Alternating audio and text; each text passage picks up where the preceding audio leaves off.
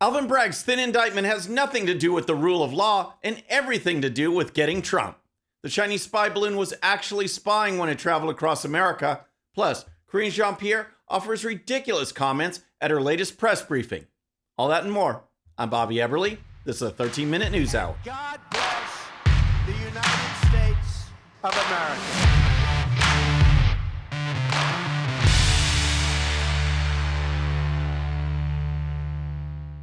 Okay, friends, welcome to the show. Happy Wednesday. I hope you're having a great week. If you're new to the show, thank you so much for tuning in. We're going to start with the case against former President Trump, because whether you are a fan of the former president or not, it doesn't matter. What we are seeing from Manhattan District Attorney Alvin Bragg and his team is nothing less than abuse of power, a political witch hunt, and the weaponization of government, which carries worldwide implications. Now, rather than prosecuting actual bad guys, Bragg has been focused on Trump from day one. Before day one, actually. Even as a candidate for office, Bragg was talking about going after Trump and framed the case as the most important in the history of our country. Would that bring Trump's case under your jurisdiction about, what he has going on in New York and all his criminal activities, criminal activities going on? Yes. So the New York State Attorney General, Tish James, is investigating now. That was my old office. And they're investigating.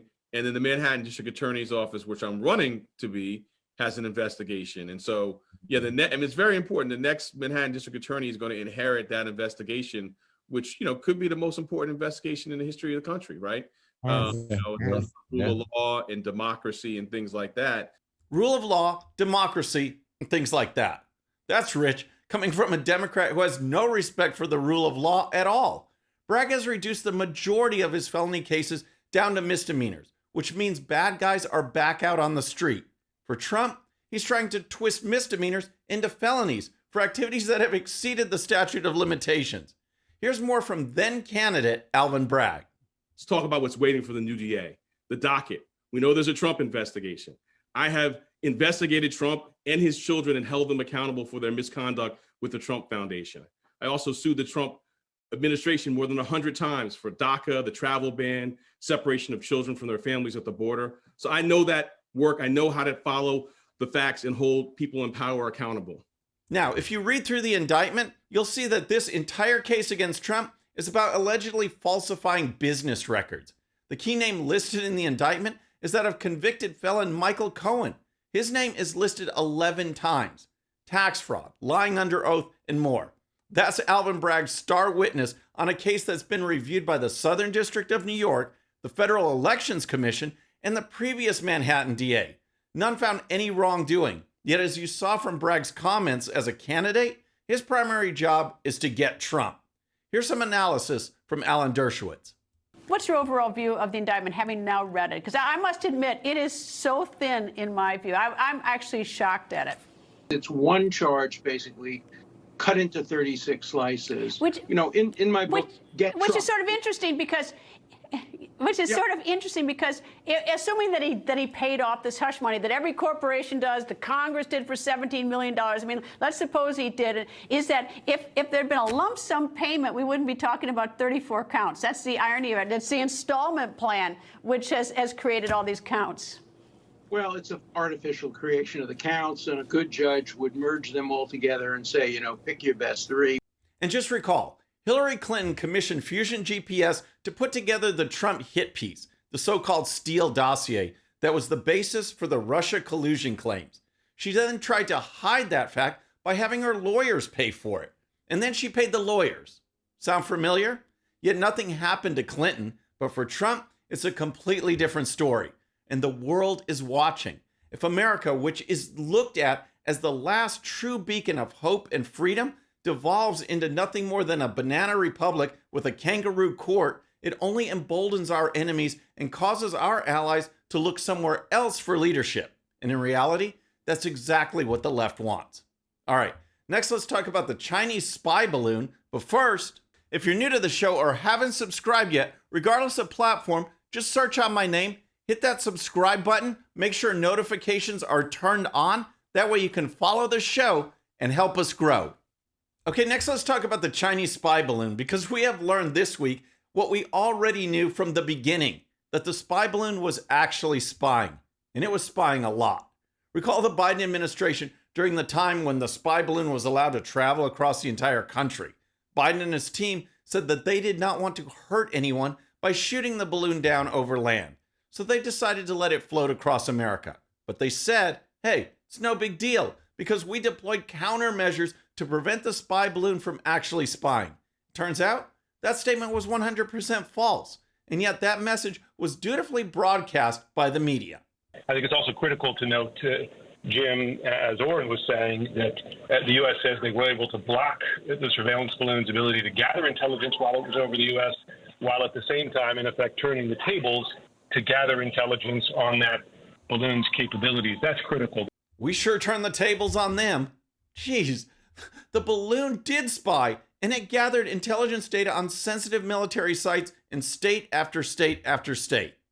When this Chinese spy balloon was kind of transiting across the United States back in February, it was able to capture some images as well as collect some signals intelligence from some sensitive U.S. military installations. Now, U.S. intelligence officials are not overly concerned because they say that this was not much more than what a regular Chinese satellite that is constantly orbiting above these same sites could potentially collect. But at the same time, we are learning that this Chinese spy balloon actually was able to transmit this data back in real time to the Chinese government. Now, I use that clip from CNN because you know they are going to try to downplay the situation as much as possible. That's why you heard all those sums in that report. Some images and some signals intelligence from some sensitive military installations.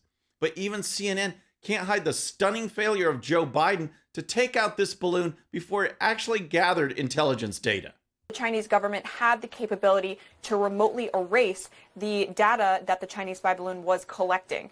So that raises questions about whether the U.S. government actually knows the full extent of what the balloon was able to gather, because obviously now the U.S. government has been analyzing it in an FBI lab in Quantico, Virginia, and they have some sense of what the balloon was able to gather, but the possibility remains that there is much more that it was able to collect that the U.S. simply doesn't know about because Beijing was able to remotely erase it. Unreal. The Biden administration knew about this spy balloon the moment it took off from China.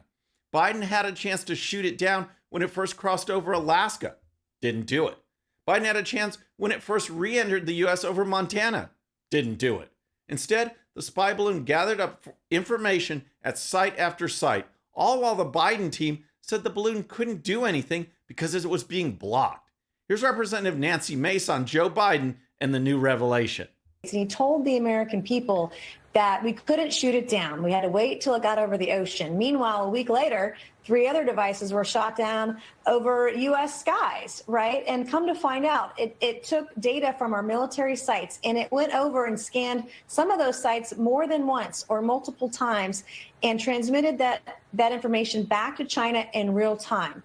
It is insanity to me that we allowed this to happen. And make no mistake, the president allowed this to happen in the United States. Great comments. And this just shows yet another example of Joe Biden's weakness and his refusal to put America first.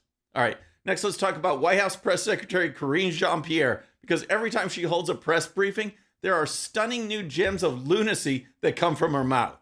Despite the fact that the entire Biden team is overtly hostile to fossil fuels, the energy sources that gave America energy independence, Jean-Pierre says that basically whatever Biden is doing to kill domestic oil production and go after natural gas, it makes us more independent. So a couple of things. Look, the president is focused on securing America's energy independence. And so that's the best way to ensure American families aren't subject to the actions of those halfway around the world. Well, it's nice to know that America's needs are being addressed. America. And what a ridiculous statement. Biden's policies are precisely making us more subject to the actions of countries halfway around the world. We were energy independent. Energy independence is not only an economic issue, it's a national security issue. Why put our fate in the hands of countries who hate us?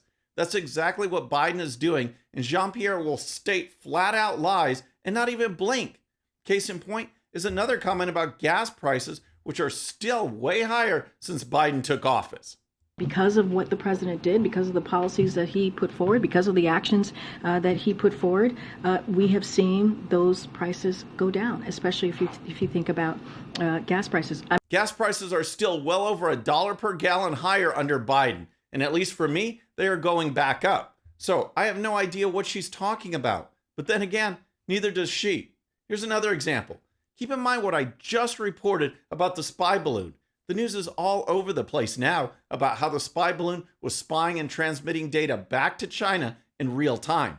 But here is Karine Jean-Pierre from yesterday. Look, we knew the flight path of the balloon before it crossed the United States. That's something that I said from here.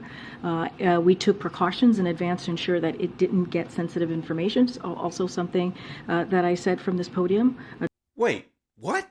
When it comes to technology like this balloon, it has limited additive value compared to other means of intelligent collection. So the bottom line, the administration identified this problem and it did something about it. Biden did something about it? Oh my gosh, these press conferences are the worst. But that is the kind of information Karine Jean-Pierre is getting out to the American people. All right, next, voters in the runoff election for Chicago mayor have chosen Commissioner Brandon Johnson to replace Lori Lightfoot, which means that Chicago voters traded a radical progressive Democrat for a radical progressive Democrat. Tonight is the beginning of a Chicago that truly invests in all of its people. Now, you've heard me say this before, Chicago. Well, you're going to keep hearing it because the heart of this movement has always been about investing in people. Oh boy, when you start hearing that word investment from a radical Democrat, watch out, because that means taxes and spending on woke programs that will do nothing to clean up Chicago and make the city more safe. For further proof, check out these comments from last month when Johnson made it to the runoff. He was asked why Lori Lightfoot lost. As I've worked to become an organizer in the city of Chicago, pushing for education justice and fighting for workers' rights, Mayor Lori Lightfoot 4 years ago made history by embracing the very movement that made her election and candidacy possible.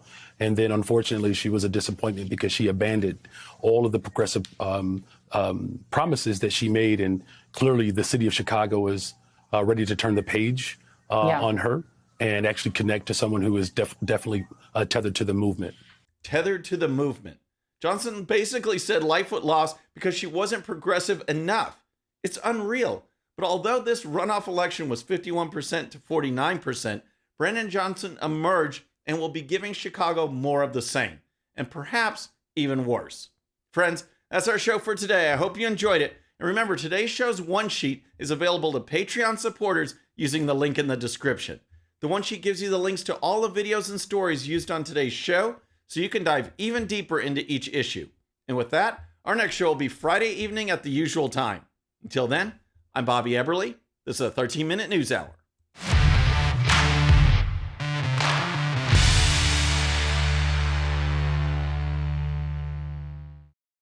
All right, friends, thanks again for tuning in. I really appreciate it. And before you go, please hit that subscribe button above. Once you do, tell your friends, share it, spread the word about the 13-minute news hour so we can keep growing. And for more great content, check out these videos right here, and I'll see you next time.